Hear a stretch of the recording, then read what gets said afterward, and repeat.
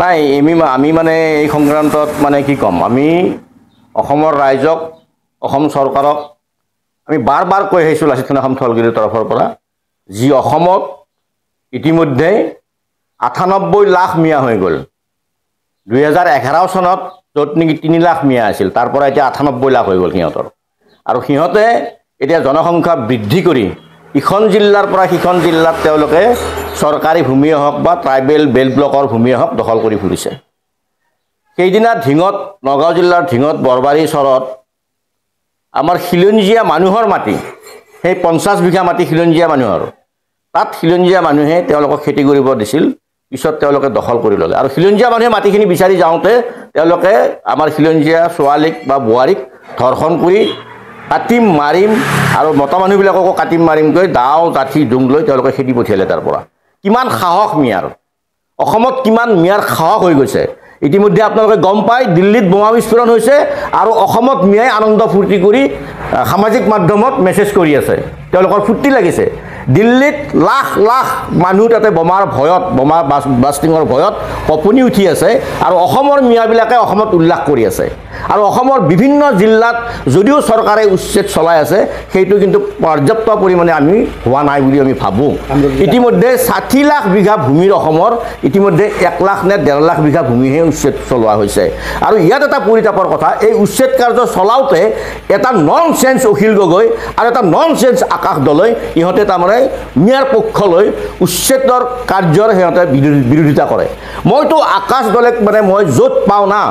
মই যিমান ডাঙৰ কেছ নলওক আকাশ দলেক মানে কাণ ৰঙা কৰি চৰিয়াম তাক আকাশ দলেক সি নন চেঞ্চে খিলঞ্জীয়া বিৰোধী স্থিতি লৈ মিয়াৰ পক্ষ লৈছে সি মিয়াৰ লগত তাৰ জাৰজ হৈ তাৰ জন্ম হৈছে আকাশ দলেৰ সি জাৰজ সন্তান মিয়াৰ আকাশ দলৈ গতিকে তাক লাচিত খান অসম থলগিৰিৰ তৰফৰ পৰা যিমান ডাঙৰ দায় নালাগক কিয় তাক চৰিয়াই কাণ ৰঙা কৰি আকাশ দলেক খিলঞ্জীয়া বিৰোধী স্থিতি লোৱাৰ তাৰ পৰিণাম কি ভোগ কৰিব লাগিব তাৰপিছত আৰু এটা পৰিতাপৰ কথা মাননীয় মুখ্যমন্ত্ৰী মহোদয়ে মাননীয় অসম চৰকাৰে চৰকাৰ প্ৰশাসনে বিভিন্ন জিলাত উচ্ছেদ কাৰ্য চলাইছে কিন্তু কামৰূপ জিলাত এতিয়ালৈকে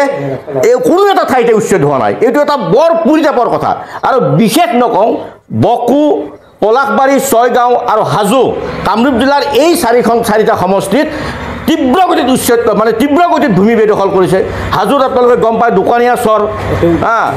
বৃহৎ ডাঙৰ এৰিয়া দোকানী চৰ তাৰপিছত শুৱালকুছি ৰাক্ষসনী চৰ বিভিন্ন মানে আমাৰ ঠাইত কোঁৱৰপুৰৰ মানে কুমাৰপাৰাত কিমান হাজাৰ বিঘা মাটি মিয়াই দখল কৰি লৈছে তৎসত্ত্বেও কিন্তু কামৰূপ জিলা প্ৰশাসনৰ গা লৰা নাই বাৰ হাজো ৰাজচক্ৰৰ বিষয়ত লাচিত খান অসম থলগিৰিৰ তৰফৰ পৰা আমি ৰাজ্যভাৱেও কিমান নিবেদন কৰিলোঁ এতিয়ালৈকে কোনো ধৰণৰ হাজো চাৰ্কল অফিচাৰে কোনো ধৰণৰ পদক্ষেপ গ্ৰহণ কৰা নাই এই কথাবিলাকে কি সূচায় তাৰমানে মুখ্যমন্ত্ৰীৰ সমষ্টি জালুকবাৰী সমষ্টিৰ অন্তৰ্গত শুৱালকুছি ৰাক্ষসনী চৰ সেইবিলাকত কিয় উচ্ছেদ চলোৱা নাই গণমৌ মানে গুৰিজাপত হাজাৰ বিঘা মাটি মিয়াই দখল কৰি ল'লে সেইবিলাকত কিয় উচ্ছেদ চলোৱা নাই চৰকাৰে গতিকে আমি মাননীয় মুখ্যমন্ত্ৰী মহোদয়ক আমি আহ্বান জনাইছোঁ আজিৰে হাজোত উচ্ছেদ কাৰ্য চলাওক হাজো বুলিয়ে নহয় কামৰূপ জিলাত উচ্ছেদ কাৰ্য চলাওক আপোনালোকে অন্যথা কিন্তু আমি কিন্তু বহি নাথাকিম আৰু এটা কথা ঠিক দেই এতিয়া ৯৮ লাখ হৈছে না মিয়া ৯৮ লাখৰ পিছত যদি ৩ লাখ মিয়া হৈ যায় তেতিয়া পৰিস্থিতি কি হ'ব পশ্চিমবংগৰ দৰে পৰিস্থিতি হ'বনে নাই